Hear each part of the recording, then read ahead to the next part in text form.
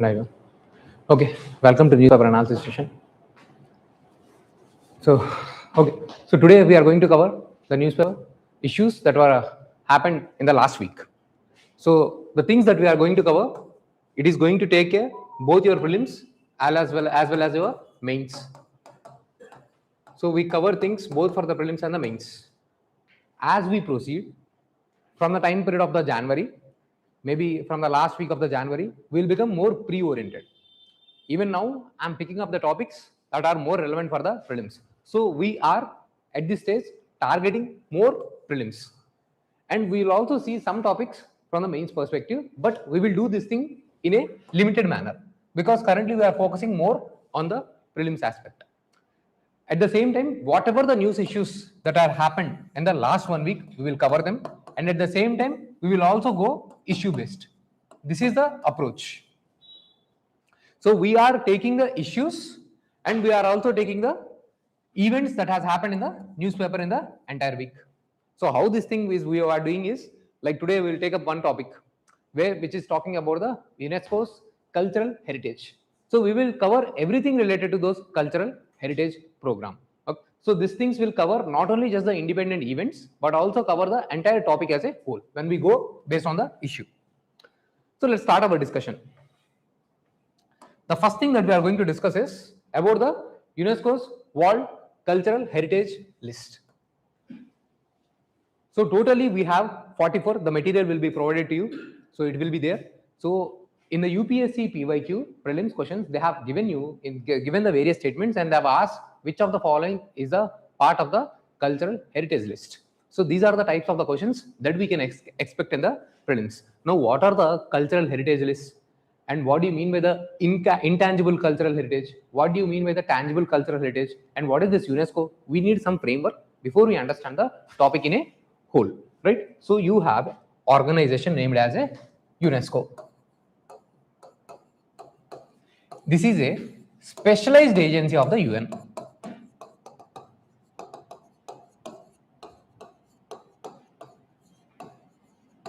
We all know United Nations is a global organization which has the 6 main principal organs. UNSC is a one principal organ of this UN. You have the one principal organ as a UNSC, which is handling about the security related events. Now it's one of the specialized agencies of UNESCO. It is trying to promote the cultural events. It is trying to bring the unity and the peace in the world. How does it do that? By bringing the cooperation in the education and the scientific areas. So in this, one aspect that it is taking care is, it is trying to take care of the cultural sites. So for this purpose only, you have World Heritage Convention. Okay.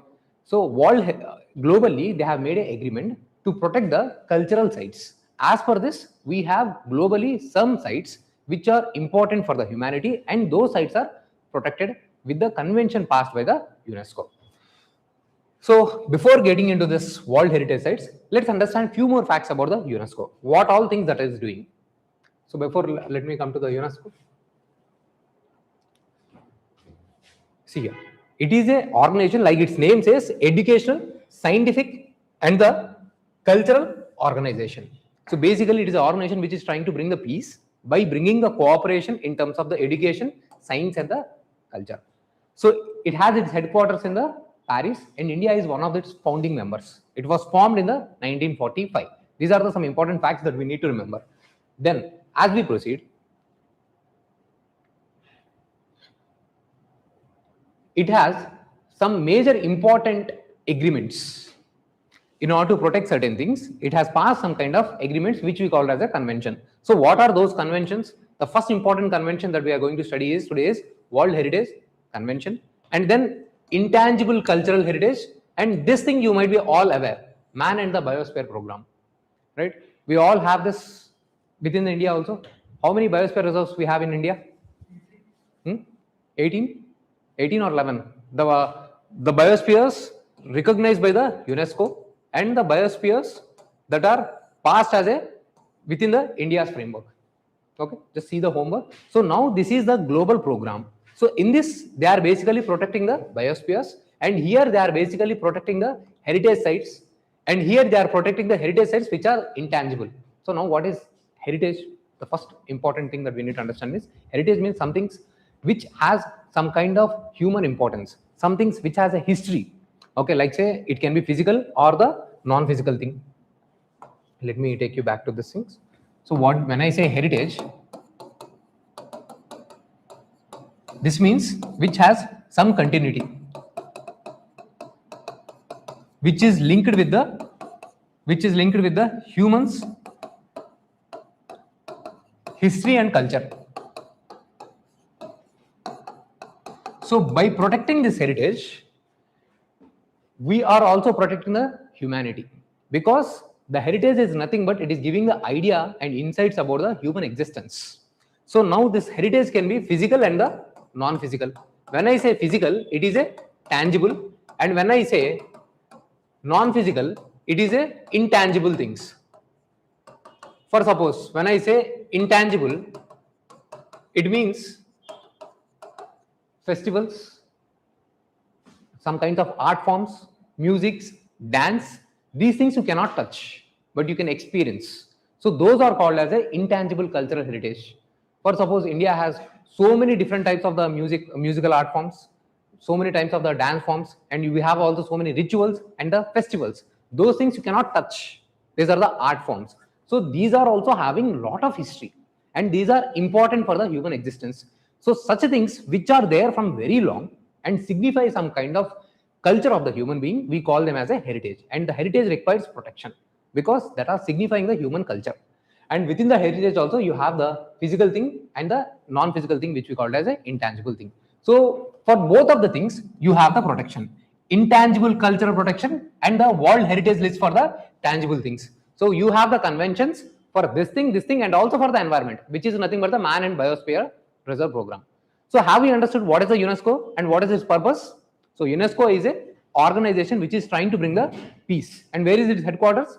Its headquarters is in the Paris. It was formed in the which year? 1945. And India is its one of the founding member. And it is a specialized agency of the UN. It runs various types of the convention. The most important convention that we have seen here is a convention to protect the heritage. That is a heritage for the tangible things, protection for the tangible things, and protection for the intangible things. Right? So far it is clear. See here. Now this is the thing I have given here. We have the World Heritage Convention. This convention was passed in the 1972 to protect the cultural and the natural heritage sites. Can you give some examples? The cultural and natural heritage sites which you can touch, which you can feel. Temples, monuments, like you have the Ramappa temple. Ramappa temple is in the nearby to Warangal. Okay. So the only temple named after a person who has actually built it. Okay. The musical notes temple also we say. Right. So that is also a heritage site. Now this is not a kind of Hindu temple. It is a kind of place which is representing the humanity, which is representing a cultural orientation, and those sites which requires the protection will be taken care by the UNESCO.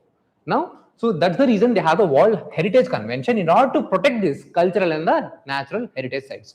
Now you might have seen, okay, Deepavali has been added as a one of the intangible in the one of the representative list of the intangible cultural heritage. Now this is the intangible cultural heritage. Here you have the festivals, crafts. Totally from the side of the India, you have 16 intangible things under the representative list, and here you have the 44 cultural heritage list. So we need to have some kind of basic idea. What are those 14 and what are those 16? Apart from this, for the protection of the environment, you also have the Man and Biosphere Program. Here you need to check how many biosphere reserves does India has, and how many biosphere reserves are recognized by the UNESCO as well.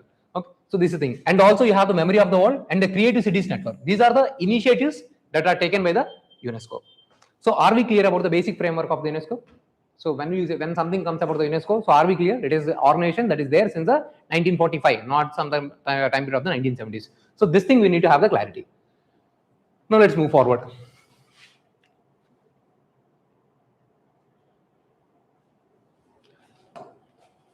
Like I said, for protection of the heritage, we have the World Heritage Sites Convention. This was this World Heritage Sites Convention was passed in the 1972. That is not the point.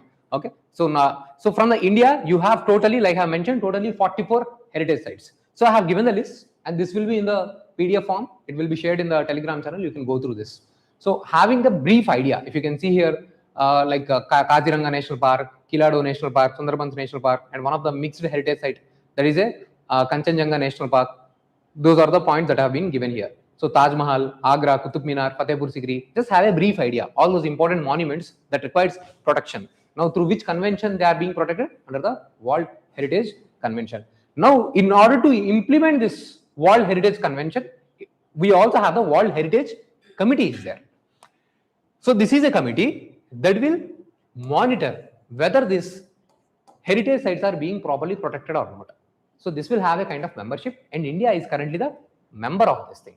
So this is the point that has given. So we have passed the World Heritage Convention. As per this World Heritage Convention, you also have the World Heritage Committee. This World Heritage Committee will monitor the heritage sites present within the India or all over the world, and it will check whether the heritage availability is properly taken care or not, whether they are being protected or not. Now this body will meet annually, and it will also implement the things that are mentioned in the organization. Now, one of the important points is India plays a significant role in the UNESCO World Heritage Committee, serving as a member from 2021 to 2025. Currently, India is a member, and recent meeting was held in the 46th session was held in the New Delhi in the 2024. Now, these are the questions that will be asked in the prelims. So, when you read only in a fragmented manner, you will not get the clarity. So, anything that is there is a possibility that can be asked on the World Heritage sites has been covered here. So, what are the World Heritage sites? What is the World Heritage Convention? What is the World Heritage Committee that we have covered? Now, this is related to the tangible things. Now, in the same way, you also have a committee system that is for the intangible things. So, if you see here, recently in the newspaper, they have mentioned about the Intergovernmental Committee for the Safeguarding of Intangible Cultural Heritage.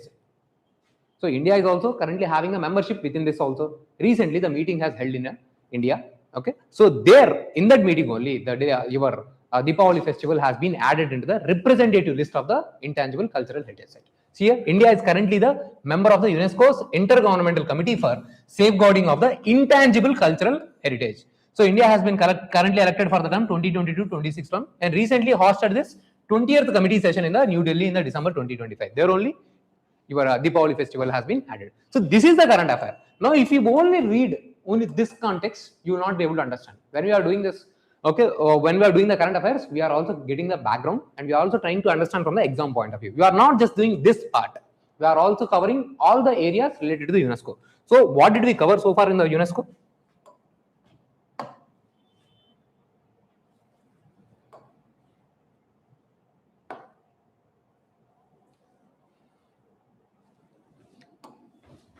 So, what things did you need to know?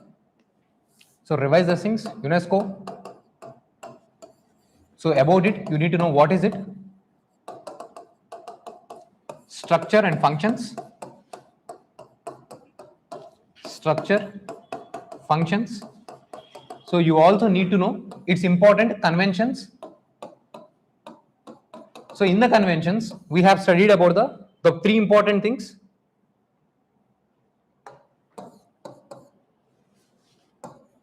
World Heritage Convention,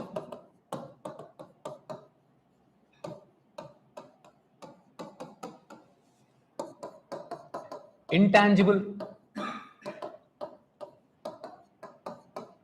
Cultural Heritage Convention,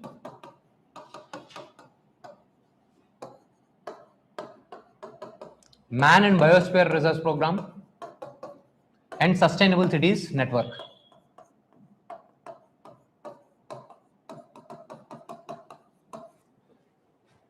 So this was there in the 1972, and this convention was passed in the 2003. This is for the intangible cultural heritage, and this is for the tangible cultural heritage. For this, a intergovernmental committee has been formed, and India is member of both these things, intergovernmental committee as well as the World Heritage Committee. So how many sites in India we have for the World Heritage Committee protection? As per this convention, totally we have 44. And this World Heritage Committee will check whether should we add this particular monument in the protection or not. So that convention will check. First, it will be kept in a tentative list. In the tentative list, you totally have the 69 things. Now, these things will be checked by the committee. That is a World Heritage Committee, which is a part of this World Heritage Convention. And then finally, it provides a recommendation. Yes, this list has to be added in the World Cultural Heritage Sites. So these are the important points that can be asked from the prelims point of view. So recently, meeting has been happened for this Intangible Cultural Heritage Committee, and this meeting was held in the New Delhi, and the Deepavali festival has been added as a representative list in the intangible cultural list. So that means those kind of intangible cultural heritages that needs to be protected. And there are some cultural heritages that needs urgent action, which has to be revived, which has to be protected. Such a kind of things are not there in India, which requires urgent attention. The list of urgent attention from the India is 0. We have 16 as a representative list. That means those important intangible things that requires protection, basic protection. So are we clear? Shall we move forward? Okay. So once you get the material, you revise the material and content from this. Now, apart from this, these things I have taken from the PIB. So UPSC will not restrict asking questions from the UNESCO and all. So we also have certain things that we are doing in order to protect our cultural heritage. So what are the things that we are doing? So if you see this, we have a very important scheme called Adopt a Heritage Scheme. Any private organization or any big company, they will adopt particular heritage. For suppose Taj Mahal or Charminar, they will adopt it because they also have some kind of social responsibilities. Every company has a social responsibility. We are facing threats to our monuments. Now, in order to protect those monuments, we have adopted a new scheme that is called Adopt a Heritage Scheme. And as per this scheme, different companies can adopt a different types of heritage, and they have to protect this thing under their corporate social responsibility. So this is one of the important scheme. Okay, recently it was revamped in the 2023, and corporate social responsibility funds will be utilized with this thing. Okay. And we have also discussed about the World Heritage Committee. Recently in the 2024, the meeting has held in the Delhi. And as per this, India is a member. India is having the membership in this World Heritage Committee, and we are also providing the protection towards the World Heritage sites through this World Heritage Committee. This World Heritage Committee is a part of the World Heritage Convention. As per the World Heritage Convention of 1972, you have the World Heritage Committee, and this World Heritage Committee will take care whether any particular site can be added as a heritage site or not. Now, India is also having the membership in this. Okay, India got elected in this, and India has conducted its sessions. 46 sessions has held in the New Delhi. So this is another important scheme that you need to be aware of. Then some of the sites have been declared as a monuments of the national importance. And then you also have the heritage revival schemes. Okay, apart from this, you have also, now in the prelims they can ask, what is this must-see portal? Who has launched this must-see portal? This must-see portal was launched by the Archaeological Survey of India. Important for your prelims. Apart from this, certain literatures we are also trying to digitalize. Okay, for suppose you have various ancient literatures, manuscripts are there. So those are getting digitalized through the National Mission on Monuments and the Antiquities Act, and also documenting 12.3 lakh antiquities and the sites. Okay, these are the very important things. And apart from this, we have also given the classical language status, and new museums have been also formed. Now, these are the measures that are being taken by the India in order to protect its heritage sites. Now, a essay can be asked. India has a long history of heritage. Okay, India has a very big cultural heritage, so which is important for its survival and existence. So something on these lines they can ask. So why the heritage is important for us? Because this heritage is basically developed by the human being, and this is saying about us. By looking at the various festivals, by looking at your literature, by looking at your culture things, I can understand what was the human scenario, human behavior back then, and what is the human scenario now. So we can understand about the humanity by studying your cultural past. So your culture is nothing but your way of living. So understanding those things are very important. Now, how do you understand those things? By studying the heritage. So these things has the potential to be asked in the GS1 mains. In the GS1 mains, they will ask what are the challenges being faced to our cultural heritage, and what measures that are being taken by the government. Now, if the same question is asked in the mains, how do we answer this? Now we have the content, factual content we have. If the same question, what are the challenges faced by Indian cultural heritage? So when I say Indian cultural heritage, this includes both tangible and the intangible things.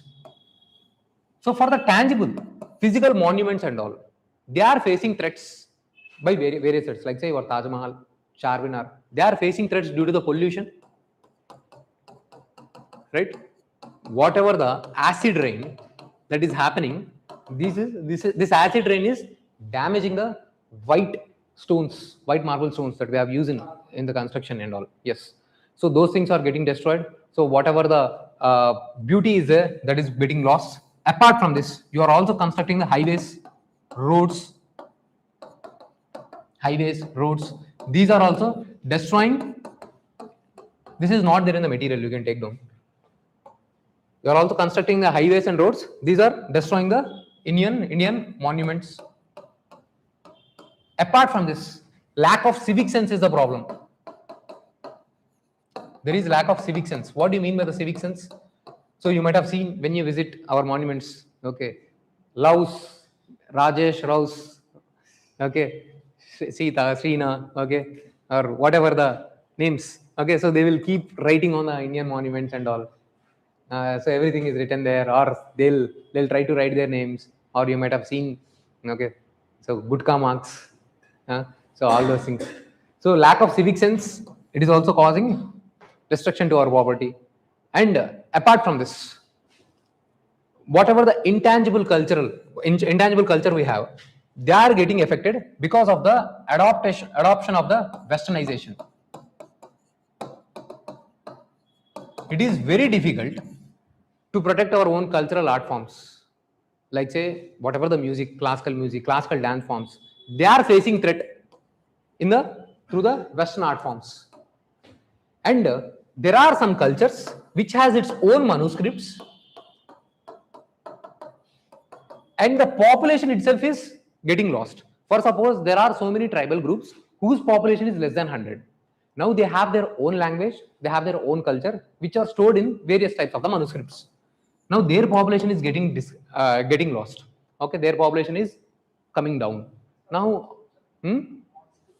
manuscripts and anything written format, okay, about their culture and all. Okay, so it can be both cultural, scientific, and anything, maybe old scriptures we can say. Okay, so old scriptures, they are based on the traditional cultural, so tradition, based on the traditions and the cultures. Now we have not properly stored them, we have not properly maintained them. And currently also we are facing the problem of unification of one language, homogeneity of the language. So how many languages currently we speak? Hardly 2 or 3 languages. But in India, after every 100 kilometers there is a change of language. So many languages exist in India, and these languages have their own culture and their own scripts. And within those scripts, why are these scripts are important for the protection?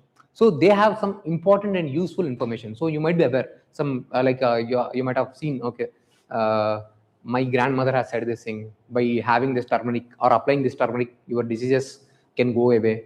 So if you are facing any types of the cough problem or cold problem, you have to take this thing, my grandmother told me. So like this, a kind of ancient wisdom, traditional knowledge is there, but that is getting lost because we did not protect them, we do not have the awareness about them. So that's why only currently we are digitalizing whatever the manuscripts that are being left. So various measures that I have given to you, okay, that are there. So this way we have covered both prelims as well as the mains aspect. So from the mains, they will ask what kind of threats are we facing. The same thing can also be asked in your essay also. So what is the importance of our cultural heritage things, why it is important, or what are we doing this thing? So these are the things. Now global, in India we are taking certain things, nationalization of certain monuments, or adopt a monument scheme, cultural heritage schemes, and all various things we are taking up. At the global level, you have the UNESCO. In order to coordinate those things, we have the UNESCO. So are we clear? Okay.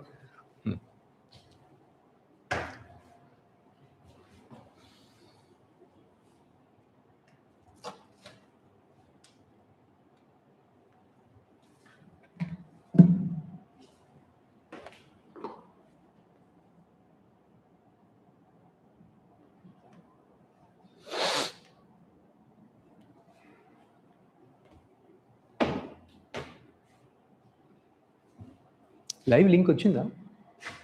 Visible, right? YouTube.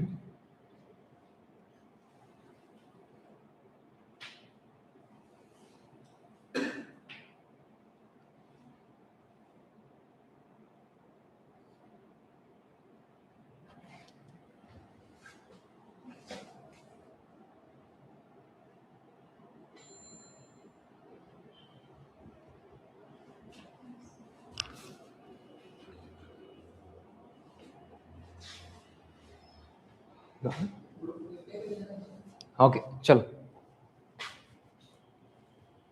Chalo, let's move to the next topic.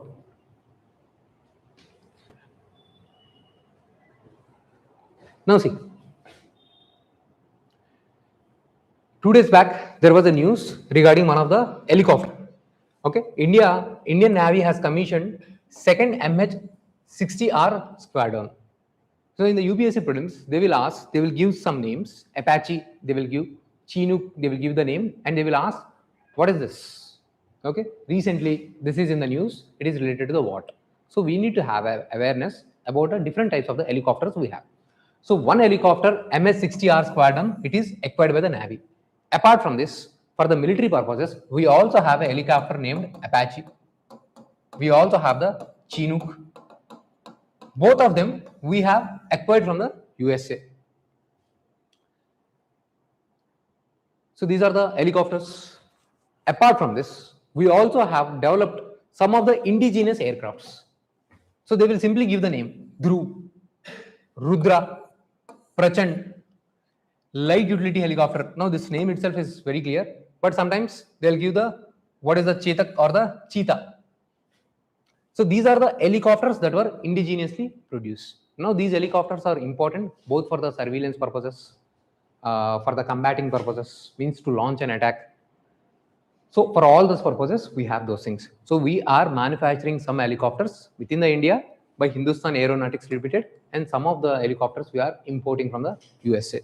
So when we are importing the helicopters from the USA, we have also imported one of the item from the Russia also, and some we have manufactured. From the Russia, we have the Mi-17 series. Okay. So this clear? So these things, these factual things, just we need to aware, just we need to study. We need to by heart those factual aspects.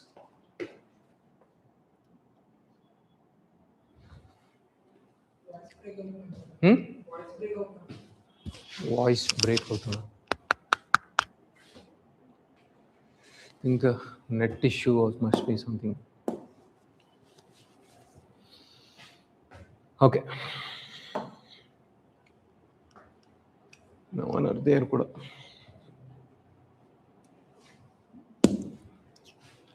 Sir, chalo.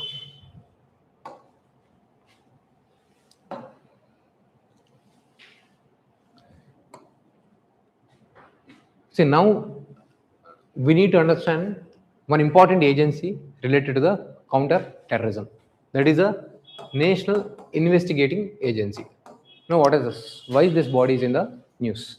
This is a very important body. This was formed post Mumbai attack, 2008 Mumbai crisis,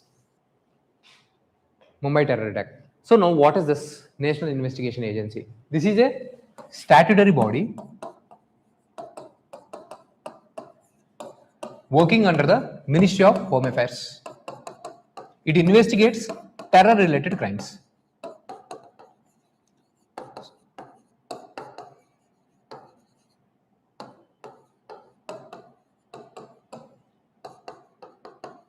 The important point that we need to understand here is basically law and order is a state subject, right? If anything happens to you, state government and state police will take care. If any kind of law and order situation arises in your state, so state is supposed to take care. But here we have an agency that can suo motu take care of the case if some kind of blast has happened, if some kind of major terror incident has happened.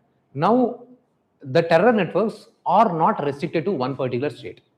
They must have been spread across the various states. So we need a body, a specialized body, which can coordinate and cooperate with all the intelligence agencies across the India. So that's why we have created a National Intelligence NIA, okay, an agency that can do this kind of work. So now, even if the state government does not give any kind of permission, it can take charge of those things. So there are some schedule offences which NIA can suo motu. Suo motu means without the permission of the state government, by itself, without anyone's permission, it can by itself take the charge of the investigation of these things. Now, of course, you might that's the reason the state governments will say this is an anti-federal feature because law and order is a state subject and you are giving the special powers. Now this act was amended in the 2019. NIA Act was amended in the 2019 and the central government has given the additional powers. If there is anything that can affect sovereignty, security, very important words, integrity of the India. Remember these three words: sovereignty, security, and integrity of India. Anything is affecting this thing, so automatically NIA can take the investigation and they can also confiscate the properties.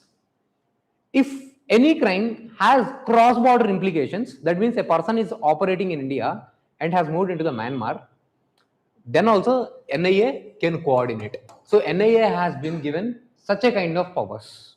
So to take all the scheduled cases and anything that can hurt the sovereignty, security and integrity of the India.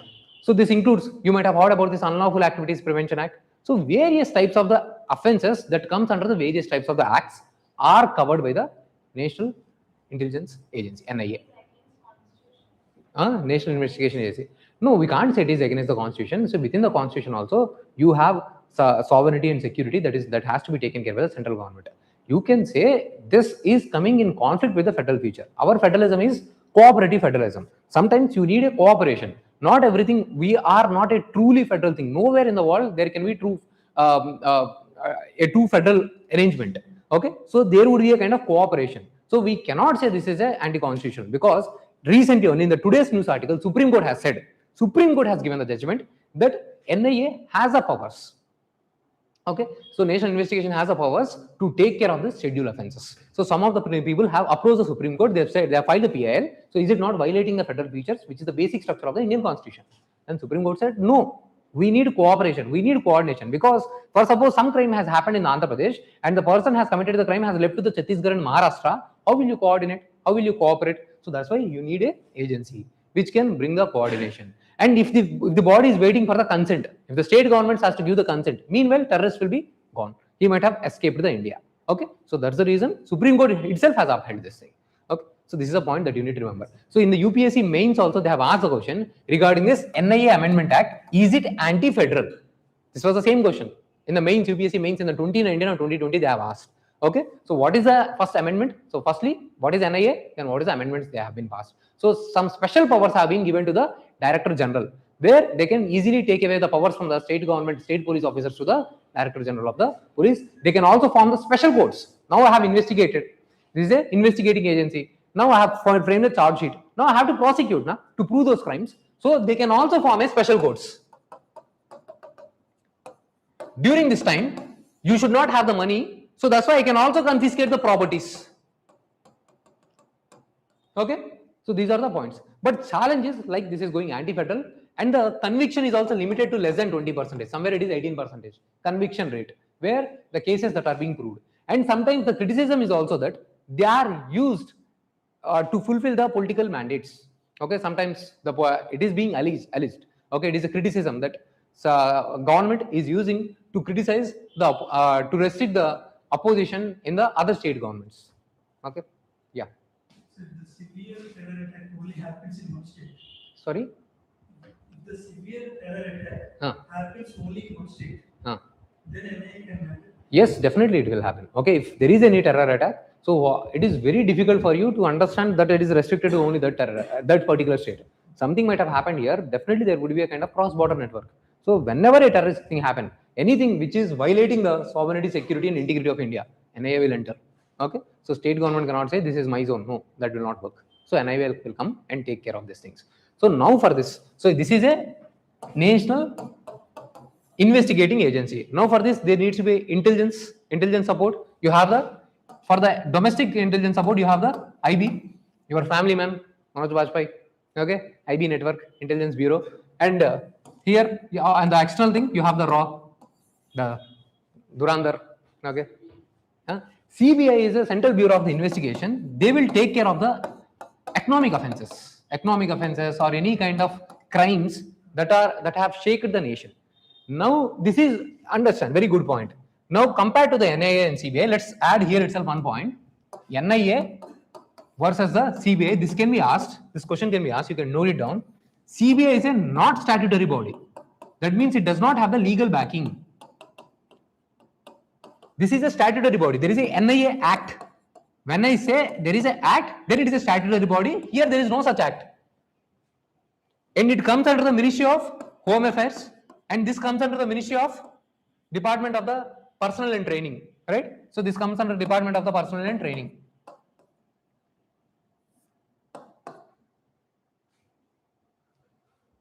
Okay, then if it has to do the investigation, so it must get the state government consent. So for suppose CBI has to investigate, like sir, there was always sometimes if any state PSC exam is conducted, TGPSC or ABPSC, students will say there has to be a CBI investigation. If the CBI investigation has to be conducted, state governments has to give the acceptance. Consent must be there. In case of the NIA, no consent is required.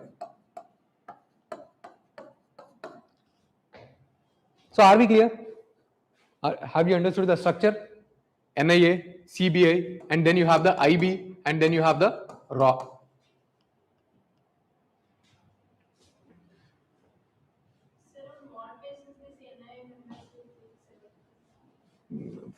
They will come from the IPS officers and all deputation, through deputation they will come into the NIA.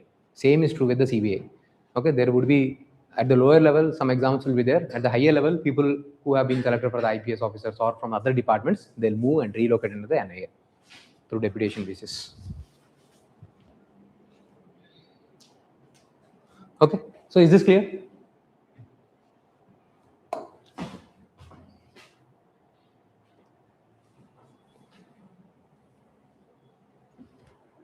No, this was a part. See, this is making news because recently NIA has also made a charge sheet regarding this Pahalgam attacks. So what do you mean by the charge sheet? First we will do the investigation. When certain cases are proved, so a charge sheet will be prepared. So this guy has done this offense, this particular offense. Now this will go to the trial room. That is called the process of prosecution. So if the charges are proved, then the person will be held liable. Okay, investigation, charge sheet, prosecution, and then the either the person, if the person is held liable, then it is called conviction, or if the person is okay, if the court says the person does not have done any kind of wrong, then the person will be released. That is called acquittal. Okay, so acquittal, conviction. I hope it is true. It is clear. Now see here. What is the? This is what I have given already. National Investigation Agency. What are these powers? What are the amendments? Criticism of the NIA. So it violates federal principles. Okay. Its powers are vague, very broad, and it is also having some kind of things. Okay, chalo. Let's move to the next article. Recently, there is an article that is mentioning about unemployment rate has come down. So, revise what do you mean by the unemployment? So, you have the labor force, the people who all are looking for the work and who all are working. So, those people who are employed plus unemployed is called labor force. If you are working or not working, but if you are seeking work, you will be part of the labor force. So those people who are employed and those people who are searching for the job are the part of the labor force. Now within this, the people who got the job is nothing but the workforce. Now within this workforce minus labor force, if I subtract, the people left out are the unemployed. So workforce minus, so labor force minus workforce. Labor force minus workforce is nothing but the unemployment. If I have to calculate the percentage, unemployment rate. So unemployment rate is calculated by this unemployed by the labor force into the 100. So you will get the unemployment rate. Currently it is somewhere around 5% something. Okay. So 4.5% something like this. We have the unemployment rate. So government is saying the unemployment rate is coming down. Now on what basis government is saying? Who is releasing this data? This data is released by the which survey? Anyone? This data is being released by the periodic labor force survey. This is being conducted by the Ministry of Statistics.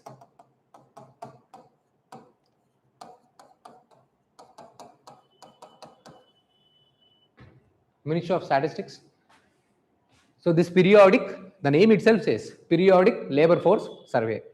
The survey will be conducted once in every year, both for the rural areas and urban areas, and for the rural areas, for once in the 3 months it will be conducted, and then they will release how much labor force we have, how much workforce we have, what is the unemployment rate. Okay, based on this we will ascertain what is the scenario in India.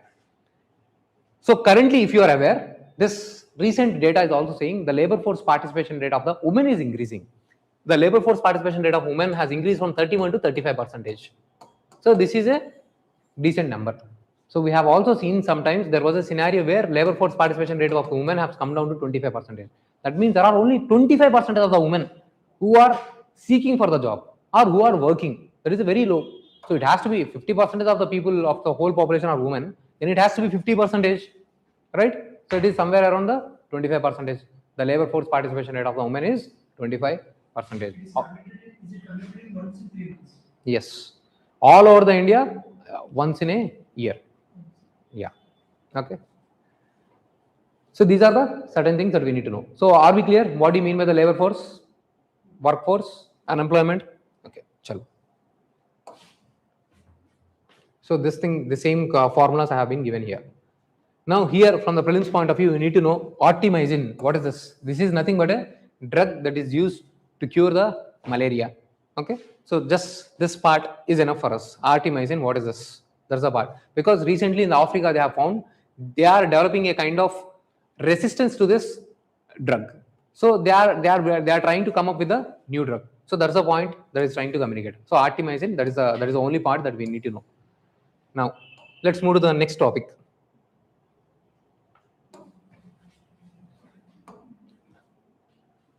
Are we clear so far? Online people? Okay, so are we clear? Shall I move to the next bill? So see, currently few bills are making news. One important bill is Shanti bill. You can check this full form later on. But what is this bill? Why do we need to understand? See, currently we have, in the last class also I have discussed this thing briefly. So we have nuclear energy and its capacity is 8 gigawatts in India. We have a target to increase its capacity to the 100 gigawatts. This is our target. Now, in order to generate the nuclear energy, how do we get that?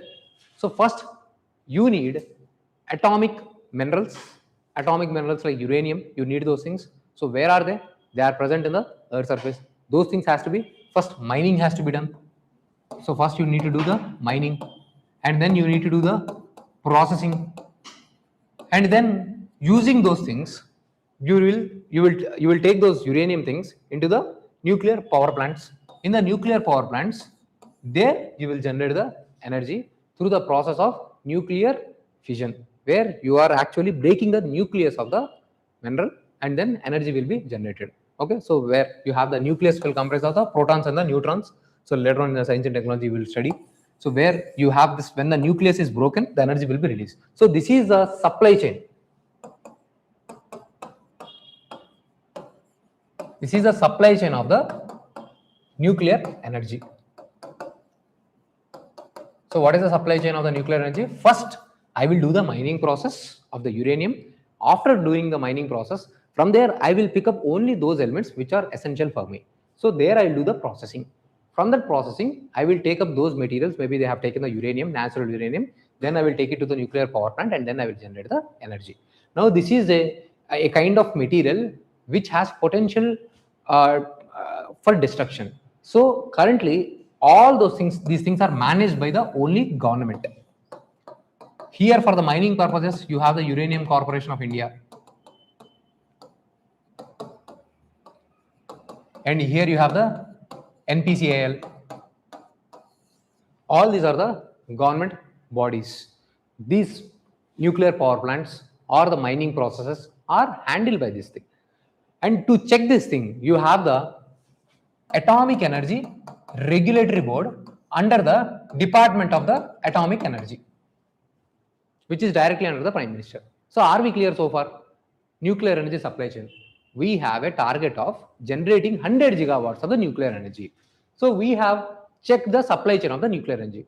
So first we need to get the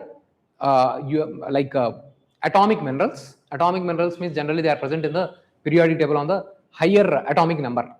Okay, so where the atomic number of that particular element is very high, 235, 237. So those things, okay, of the atomic number of the uranium that I have discussed about. So you will pick up those atomic minerals, then you will do the processing, then you will generate the energy. But this has challenge. These things can be used for the weapons of mass destruction. So government has a control. So mining will be done by the government, processing will be done by the government, power generation will be done by the government. Here, power generation, for the power generation purpose, for the supply, you also have the role of the private sector. So in order to generate a power plant for the NPCIL, there can be the private players like Russia, France, USA, they can supply the technology. So they will be supplying the elements that are required for operating this nuclear power plant, and then they will be giving this technology, and then these will be operated by the government. But what has happened is government has passed Civil Nuclear Liability Act 2008. As per this act, if the supplier provides a faulty equipment,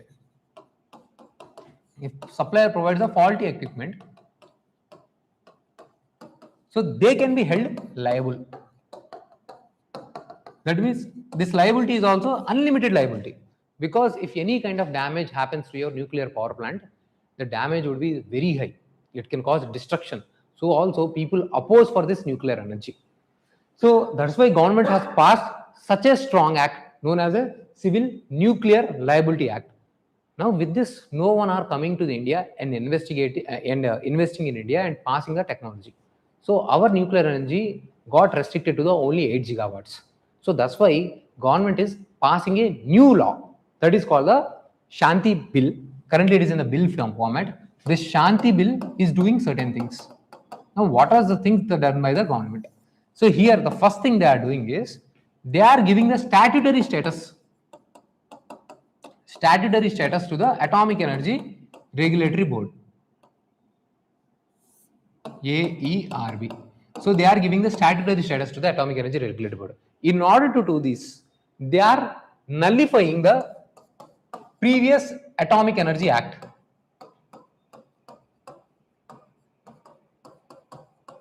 And they are also nullifying this Civil Nuclear Liability Act.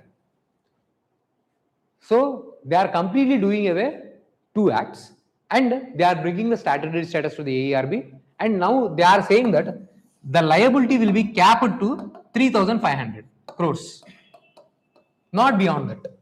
We are capping your liability, your punishment, if any kind of destruction happens, to 3,500. And this 3,500 crore also not on the supplier, the person who is providing the technology. This 3,500 crore liability is only on the operator.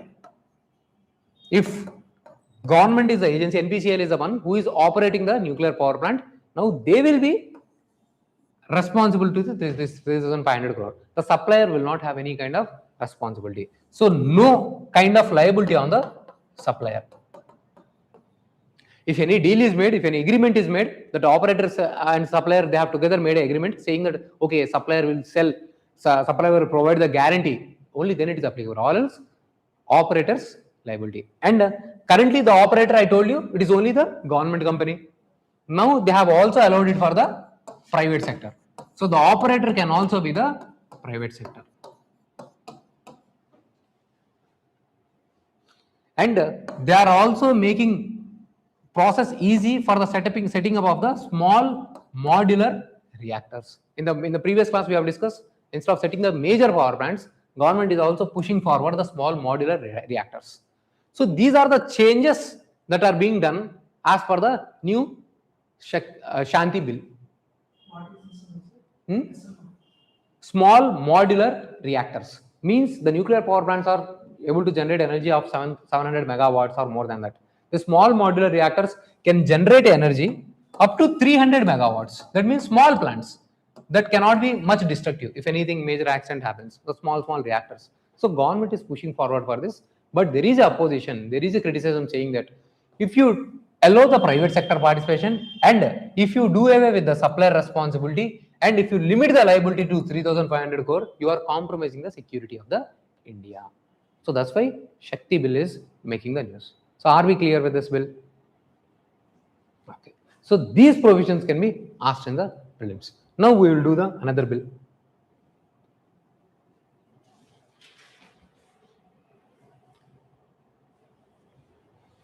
See here, Vikasit Bharat Shiksha Adhishtan bill. Now let's do this thing. Vikasit Bharat Shiksha Adhishtan bill. So now what is this thing? This is a bill to regulate the higher educations. In India, currently we have the different structures for the higher education. You have colleges at the state government. You have colleges at the central government level. In the central government also you have the colleges and you have the universities.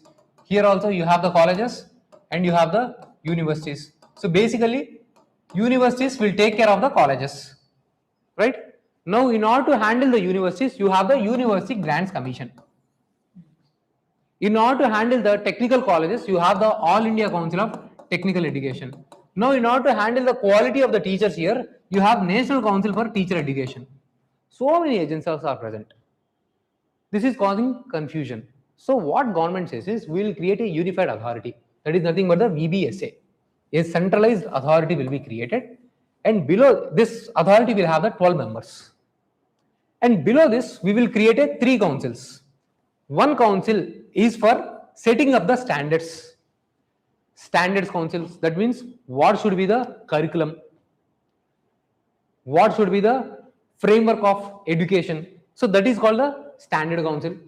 And another council will take care of the regulation. And another council will take care of the accreditation. What do you mean by the accreditation? Whether this college is following the standards or not. Regulatory council, standards council, accreditation council. And all these have the 14 members. The members, the council's membership has the 14 members. Here it has 12 members. It is 12, and these independent 3 councils will have the 14 members. Okay, so basically what they are doing, this is taking care of the accreditation. Accreditation means giving the ratings. It is like as simple as providing the ratings. Which star, 5 star, 4 star, what is the quality. Now those qualities are set by the standards council. Whether these things are managed or not, that will be taken by the regulatory council. And so far, University Grants Commission also provide funding to the various universities.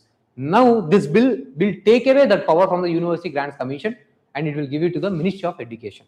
So now UGC will not have the powers. There will be unified regulatory body, and this body will take care of all the universities, central government universities, state government universities, colleges of the state as well as the center.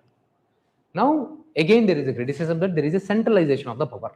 State government is losing its power of managing their own educational institutions because there would be a unified body. So state government may lose the power. In the 2018 or 19 also, government has planned similar thing, Higher Education Commission of India. But because of the government opposition, they have done away with that bill. Now they are again relaunching the bill in a different format. Now the members of the VBSA will also, these 12 members will also be appointed by the government.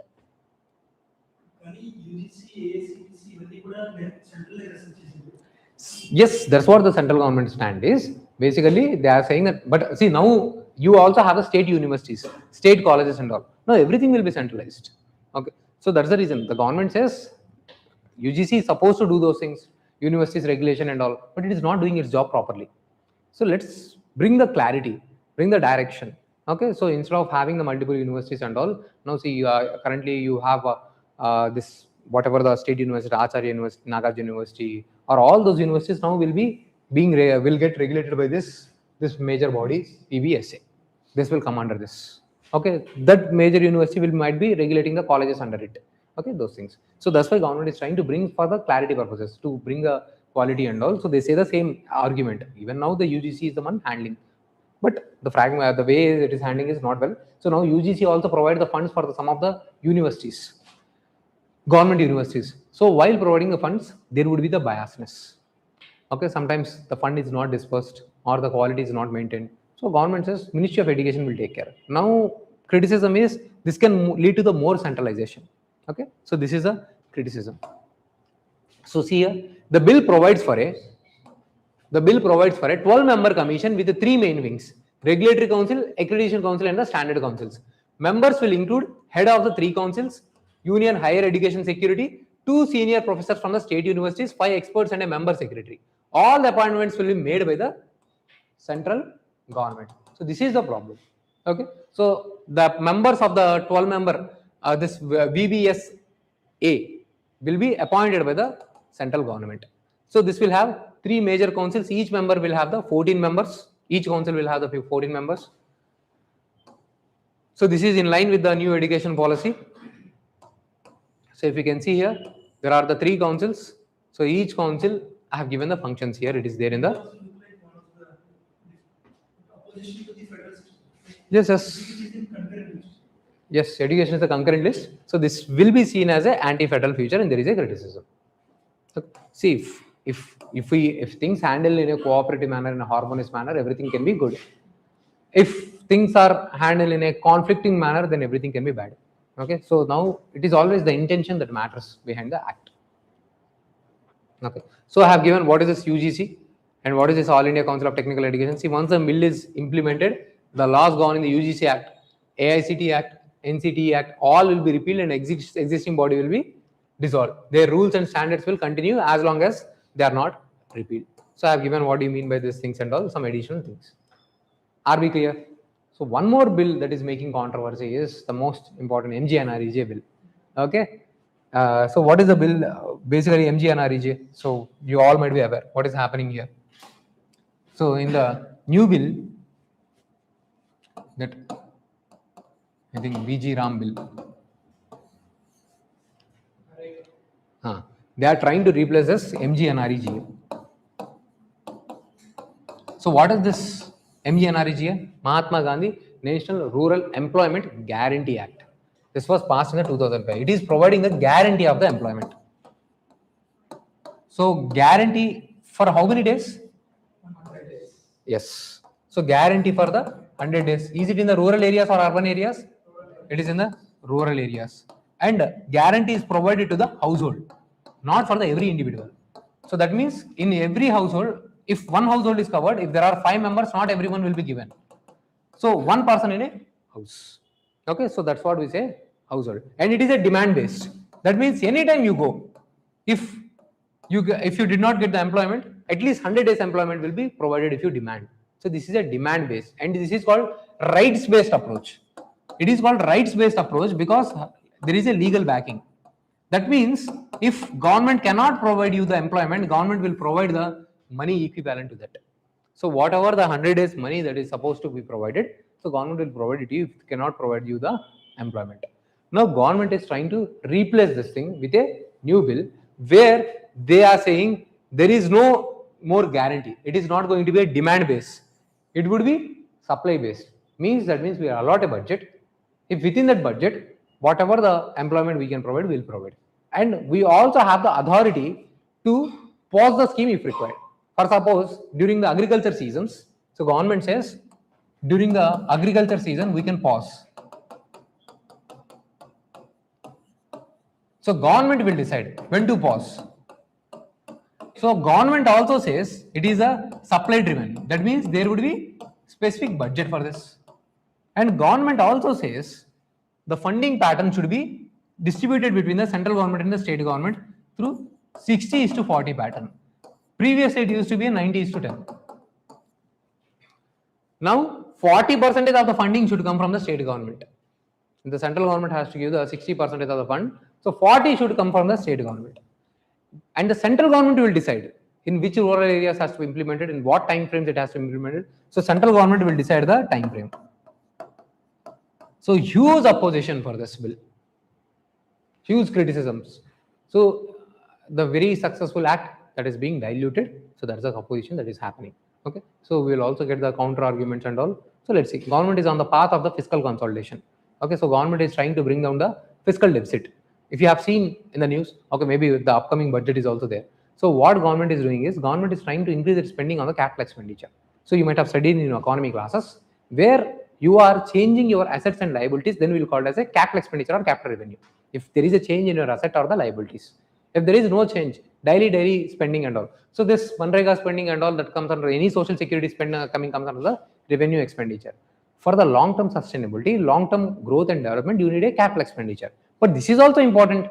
If the people do not have the necessary social safety, necessary money, where will the people go? So that's the reason. So government also says we will bring the technology.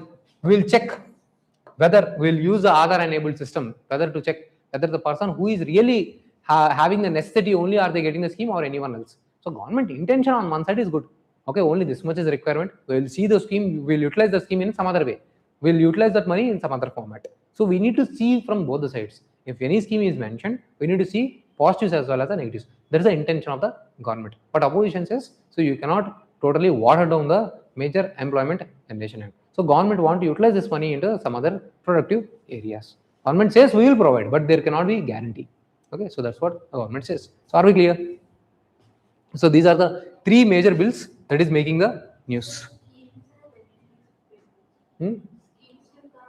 We can't say like that. See, which scheme? If the scheme is social security scheme, where you are providing some kind of subsidy, okay, some kind of things. So those things. If you are using the scheme to create a kind of infrastructure, agriculture infrastructure fund scheme, okay, so you have created an infrastructure. Now that is a kind of asset for you. So you have invested in the asset. Now that thing can be a capital expenditure. So depending upon how you are utilizing the money, whether that is making a changes in your asset or the liabilities, then it becomes a capital expenditure. If there is no change, you are just doing the maintenance, payment of the salaries, payment of the subsidies, some kind of transfer payments, okay, then it is not. Transfer payment means anything which has not done productively, okay, where there is no production has happened, that is called the transfer payments. Okay, so those things comes under the revenue. Social security, pensions, salaries. So what kind of additional infrastructure that you are doing with the Narega, that is a kind of social security. I'm providing something for you free, some kind of subsidy, some kind of allowance, employment allowances.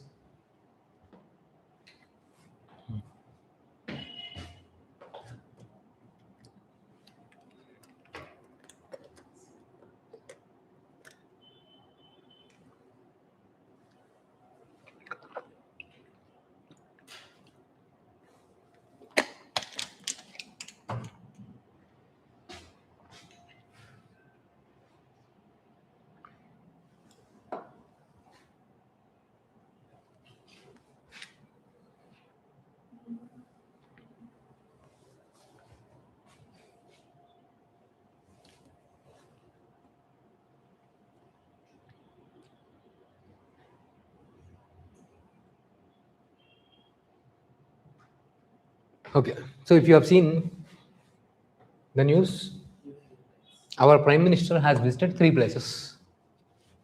Which are those 3 places? Ethiopia, and then Oman, and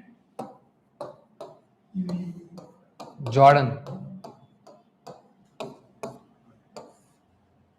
So generally, this is an African country. All these 2 are the Arab nations. Okay, so Oman is specifically the Gulf nation. At the same time, External Affairs Minister has visited the Israel. Because this should not look anything like a counter to the Israel. This is primarily, these countries are having a Muslim population. So now we need to have the idea about the importance of the each and every country. Someone has asked me in one of the class, okay, how the IR is more dynamic, how the IR is a current affair oriented. So when they ask India, Ethiopia or India, Oman, this is current oriented news. Okay, so now why the Ethiopia is important for us? So if you see, this Ethiopia is an African country. Can you see here the location of the Ethiopia? This is a part of the Horn of Africa. So if you see, it looks like a horn, this part. Now, which countries are part of this horn? Seed. Somalia, Ethiopia, Eritrea, and the Djibouti. These are 4 countries that are part of the Horn of the Africa. Somalia, Ethiopia, Eritrea, and Djibouti. Now here you need to understand, this Ethiopia is a very big nation, but still it is a landlocked country. Okay, so capital is Addis Ababa, and here you have 2 important areas, Somaliland and the Puntland. These 2 are the part of the Somalia, but currently they are asking for the separate territory. So in the places in the news, they may ask where is this Somaliland and where is this Puntland. Here you have the Blue Nile, River Nile. Everyone are aware, the longest river of the world. Okay, that here from here you have the Blue Nile, and here if you say this is a Lake Victoria. Okay, from here there is a White Nile. These two together will merge into Sudan, and then they'll become a Nile, and then finally in the Egypt they'll form the delta. So you have the Blue Nile and the White Nile, and here the crisis is also going on in the Ethiopia. Though Ethiopia is one of the rising economy of the Africa, so there is a ethnic conflict is going on in the Ethiopia. You will also have the driest place in the Ethiopia. See here. So this UPSC has previously asked Amhara, where is it? Match the following. They have given Amhara. They have given the Tigray province. So these two are very important provinces that are in the news. This is a UPSC PYQ. Tigray and the Amhara. These are the provinces of the Ethiopia. In the same way, they can ask us about the Somaliland and the Puntland in the future.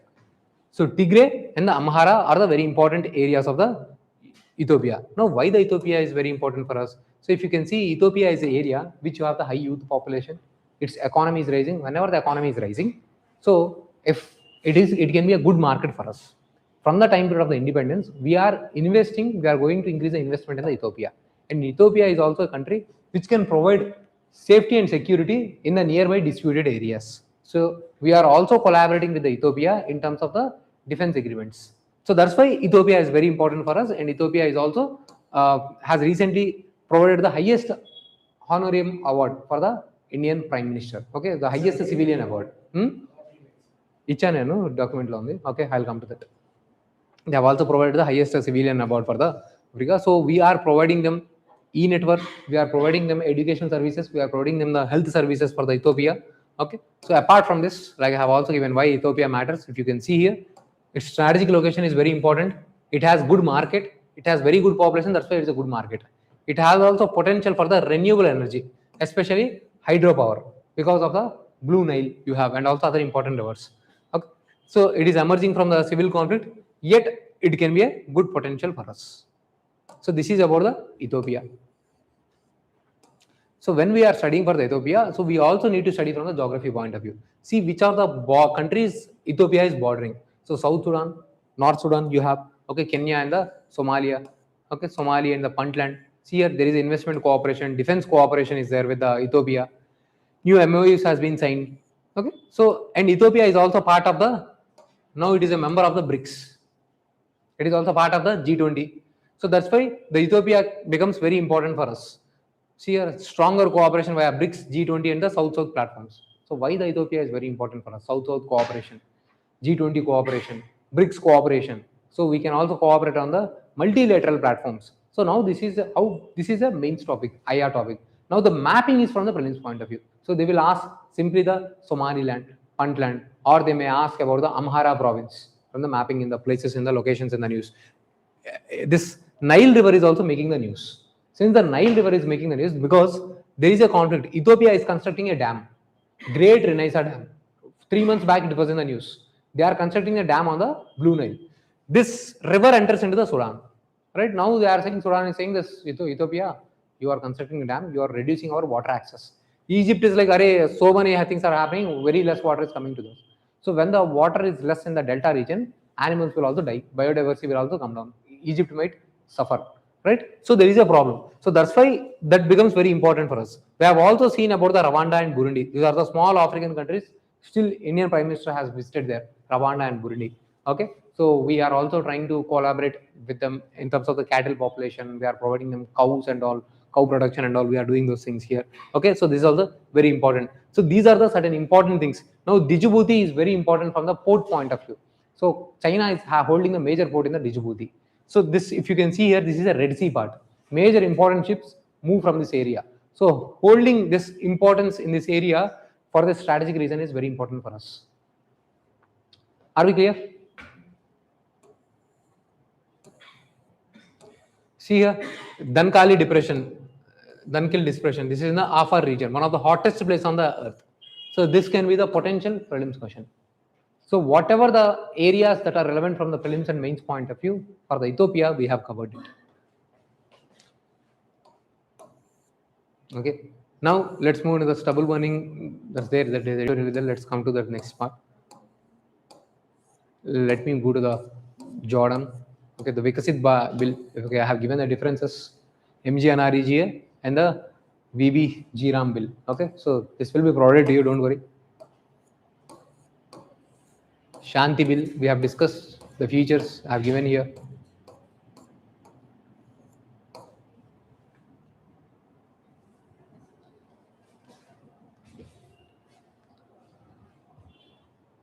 Okay, let's move to this Jordan.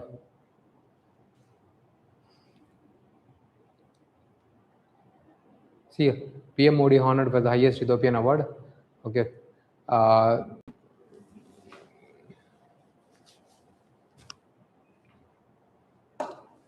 The great honor, Nishan of Ethiopia. I think the award name itself is the Nishan of Ethiopia. Let's check this thing once. Okay.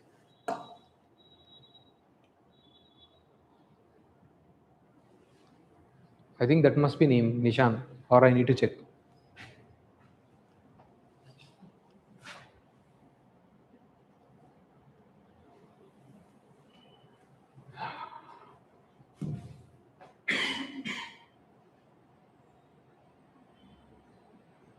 Now see, why the Jordan is important. So if you can see here, so this Jordan, this Syria, all were the part of this Turkey, which back then was called as a Ottoman Empire. During the World War I, British and France, they have defeated this Ottoman Empire and they became the mandates of the British and the France. Finally, the British have demarcated the boundaries and they have framed new countries, Syria, Jordan, Lebanon and all. But they are fighting with each other because they have not demarcated the boundaries properly. Now, Jordan is a second Arab country that has signed a peace deal with the Israel after the Egypt. So you all might be aware. So Egypt, this Israel has two areas in it, West Bank and the Gaza. So from these two areas, the Palestine are asking for the separate territory. Now Jordan and Egypt used to fight for this. Okay, but now they have given up the demands. Now Jordan says they are on the peace path. They support the anti-terrorism activities, and now India is making a agreement with this. Now why Jordan and Ethiopia are very important for us is India is planning the IMEC corridor. So we are planning India Middle East Economic Corridor. This thing we have discussed multiple times in the previous current affairs classes. In this Middle East Economic Corridor, we are trying to develop the connectivity link from the Mumbai towards the Africa, Middle East, and finally to the Europe, that is a Greece part. Okay. Now Jordan, Oman, all these are the part of this India Middle East Economic Corridor. So that's why this was announced in the 2023 during the G20 summit. This was a major reason why the Indian Prime Minister has visited the Oman or the Ethiopia, okay, or the Jordan also. They need support. All these are the highly unstable regions. So we need a support of a Middle East country. Okay, so that is the important part that is being discussed here. Okay, so Jordan previously in conflict with Israel, they have captured the West Bank, but finally they have given back to the Israel. Okay, this is an important point. Now see here. So this is the part I was talking about. So this is your West Bank. Can you see here? Now this is your Gaza Strip. Now these are the areas that are being demanded as a Palestine territory. Now this is the Jordan.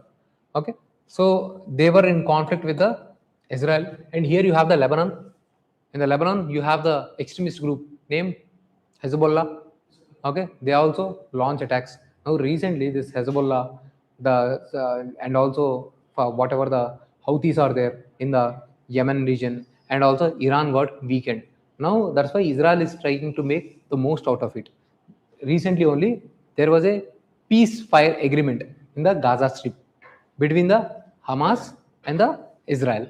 Okay, so in this context, our Prime Minister, like our External Affairs Minister, has also visited Israel. At the same time, we support Gaza, we support Palestine cause, but at the same time, we don't totally go against Israel. We say the solution should come out of the peaceful measures. Okay, so we also say we don't support any kind of terrorism. If in the Gaza, if the Hamas are there, these Hamas are considered to be a terrorist organization. They'll launch the military attacks or they launch the missiles against Israel. So Israel has taken a strong action, but you might have seen the Israel has launched so many offensive attacks, so many innocents have been died. So on the Israel Prime Minister, recently, International Criminal Court has also initiated the proceedings. Because of this thing only, USA President also says this International Criminal Court is anti-West. Okay, so these things are happening. So in this context, we have also tried to make a good deal with the Jordan. We already have the good relationships with Israel, and now we are also trying to make a good deal with the Jordan, so that whatever the IMEC corridor, it passes through this. Saudi Arabia is already friend of us. We don't have any problem. Now we have also building the relationship with Oman. Oman is a peaceful country in the Middle East. We do not have any problems. Below the Oman, you have the Yemen. Yemen has the Houthis. Now those are not friendly for the India. Okay, but we are trying to develop the good relationship with Jordan. Another important thing from the Jordan is we also import phosphate fertilizers from the Jordan. Not only energy supplies, but we also import the phosphate and the potash fertilizers from the Jordan. This becomes very important for us for the Prelims point of view. Okay, so that is the reason why the Jordan has become important for us.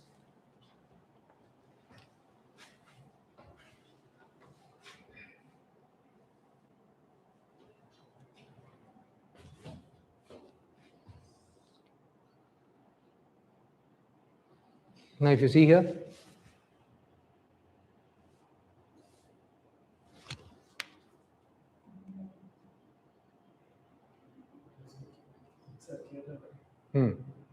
now see here, Saudi Arabia, and here you have the Oman. Okay, this seems to be more peaceful area. If you can see here, there is a Strait of Hormuz between the Persian Gulf, and here you have the Middle East region, this Iran and all. So this is very important. From this narrow passage, many ships will move. They'll carry oil and natural gas. Below this, here you have the Red Sea, and top you have this is the Persian Gulf, Persian Sea. Okay, here you have the Strait of Hormuz. So having the cooperation from the Gulf is also very important. If you can see here, Duqm port. This is very important. We have got access to this Duqm port. Okay, so this is one of the important ports. In the prelims, they will give you as the following. Where is this Duqm port? Okay, here we are getting the access to this port for our IMEC corridor. Okay, so that's it. That's all for today. So why the Oman is very important for us? If question comes in the mains, what will you write?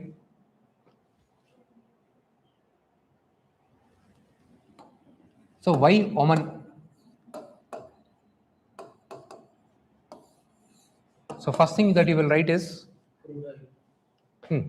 so strategic location.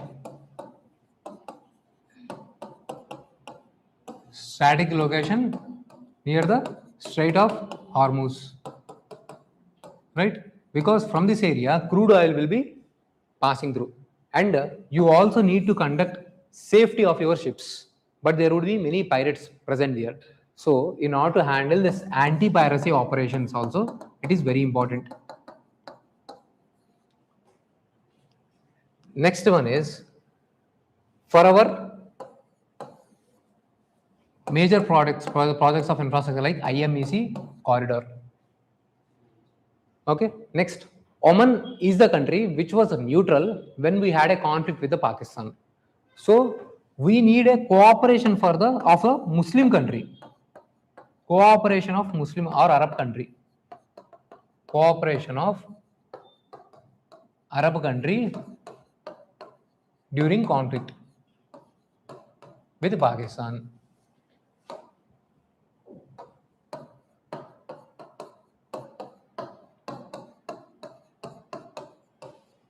It is also one of the crucial component of India's West Asian foreign policy.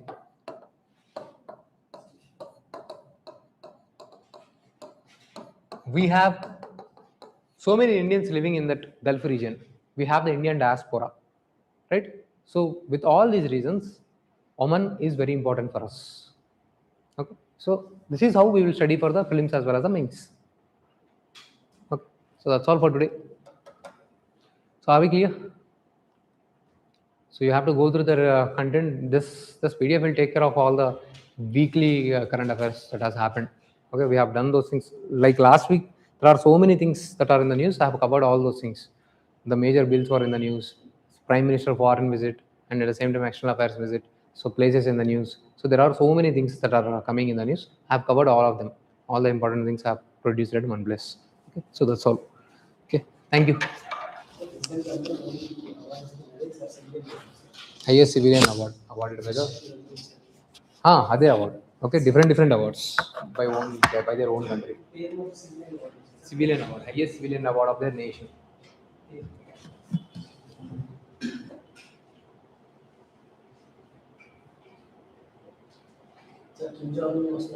Huh? అవునా చూద్దాం మరి I don't know let's see